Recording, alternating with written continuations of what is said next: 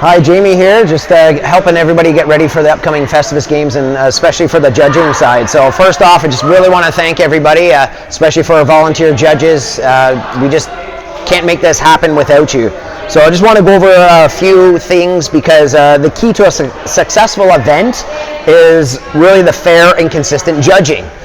So that's why we want to take the time to go through this where everyone can't necessarily get together. So some of the things that will help that are those that are willing and able to no rep when required. So really what that means is that you're there for the efficiency of the event more than being nice and accommodating to the competitors' feelings or their opinions. Okay, we have to make sure that the competition is fair.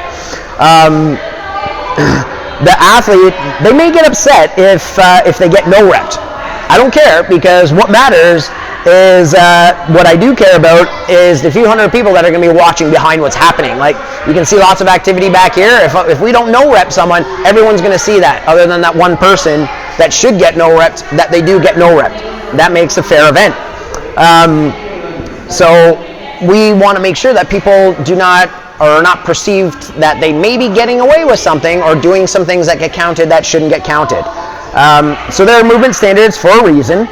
We really need to compare apples to apples and oranges to oranges. And as the scores, not only here, they're going to be reflected on that global leaderboard, because there's hundreds of gyms literally around the world that are doing this. So we need to make sure that scores are legit so that, you know, where they fall on the global leaderboard, it fits.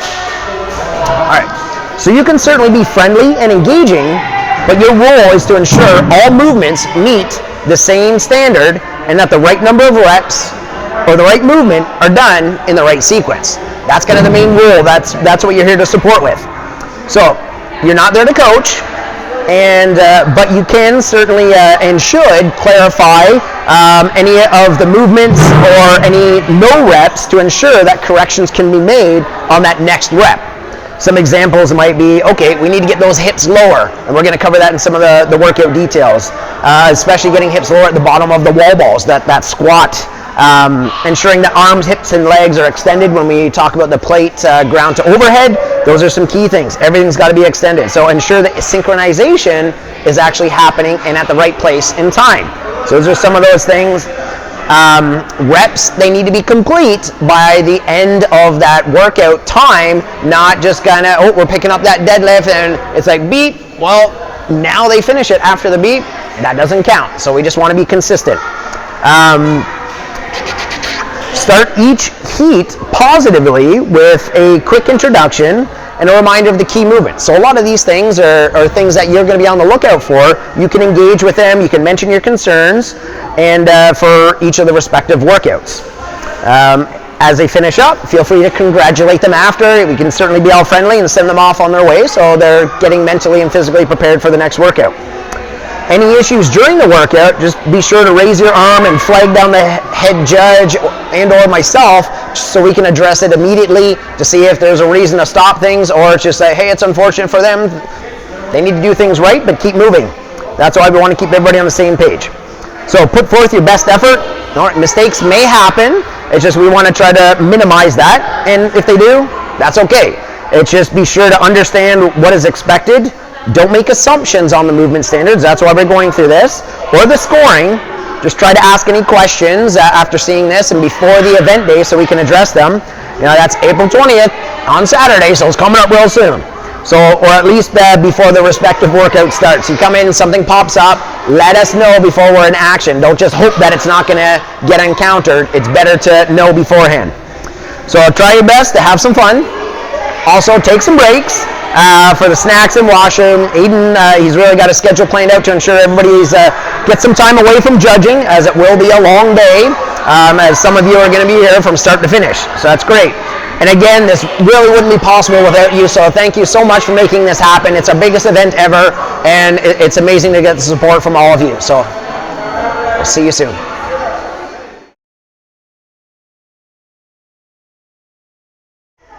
Hi, so we're getting ready for workout 1, discussing some of the movement standards. Simply the deadlift, that's all there is to it. It's going to be 5 reps at each of the 8 stations. So when we start each interval, they're going to be standing tall, fully extended. At the beep or at 3, 2, 1, go. You're going to come down. 1, 2, 3, 4, 5. Resting the remainder of the interval, getting ready for their next one if they completed all 5 reps consecutively. So for the reps to be considered consecutive, touch and go, yes, as I had just done. Otherwise, you can do the lift and drop, but there is to be no pause whatsoever. So meaning like we won't take that breath, that extra breath while standing without the bar in our hands or shaking out our hands. So the lift and drop, where we would come, drop,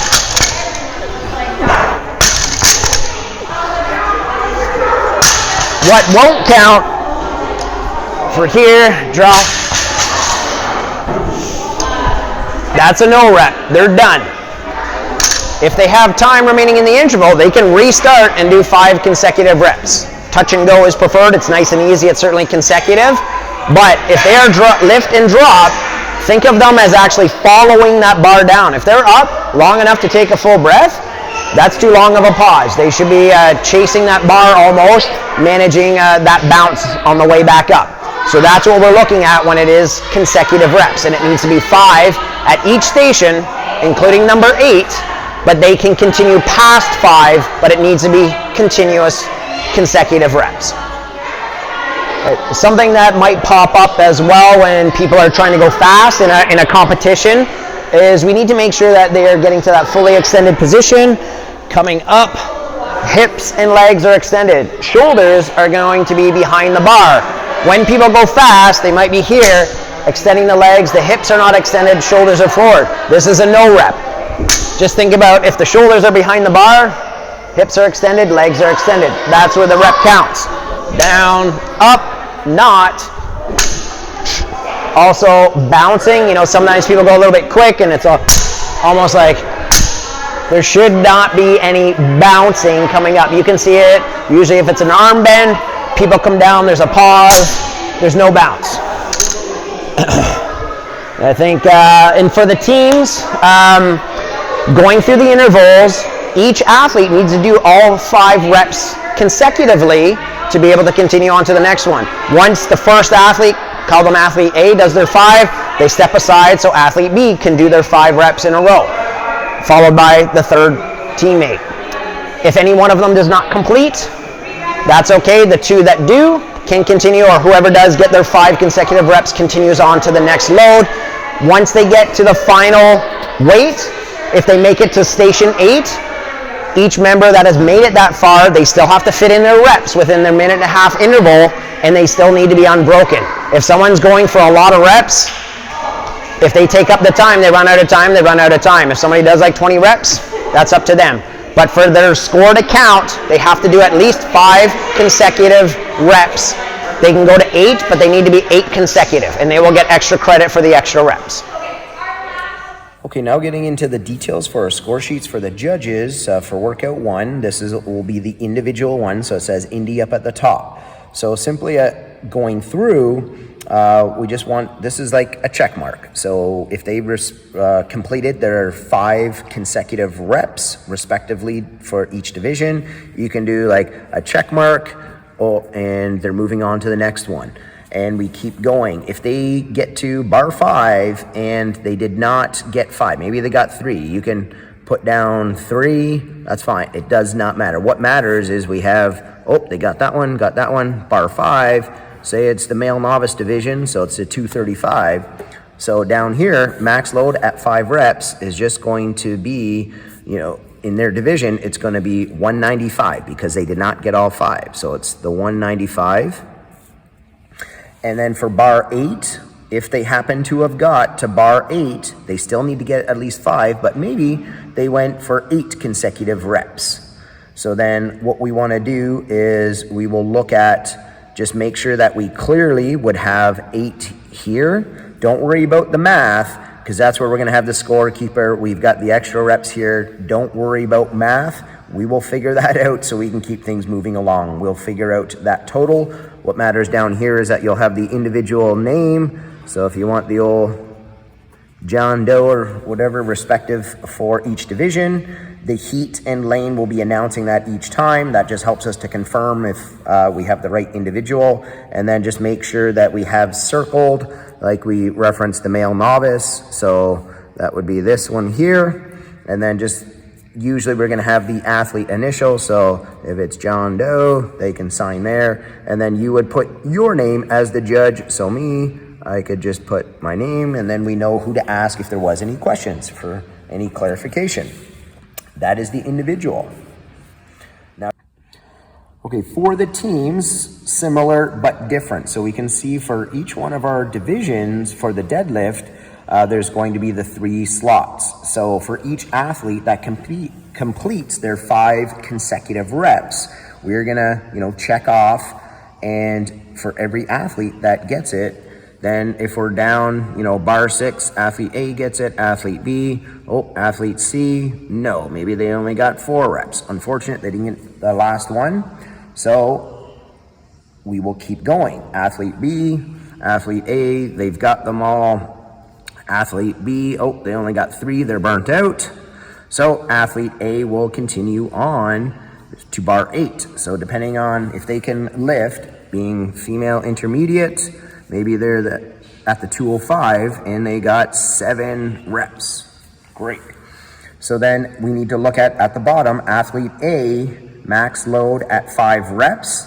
So this is going to be in the female intermediate. It's going to be the 205.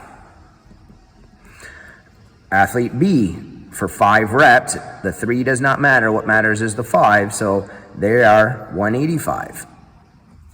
And then athlete C, they didn't get that bar 6, so it would be here respectively, so it's the 165. Make sure we get the 5 there. And then we will look at, again, we'll have the scorekeeper add the bonus for the extra 2, so we don't have to try and figure out the math from the chart, and we will make sure that the totals are reflected and entered into competition corner where everyone can see, and then we'll put that total. Again, just make sure that you're getting the team name of X, Y, Z, whatever their heat and lane, make sure that we know that it corresponds to the right heat, and then certainly confirm that we are looking at the right numbers for the right division. Have any athlete indicate their initials, doesn't have to be the captain, and then again, you write in your name. That's going to cover those details.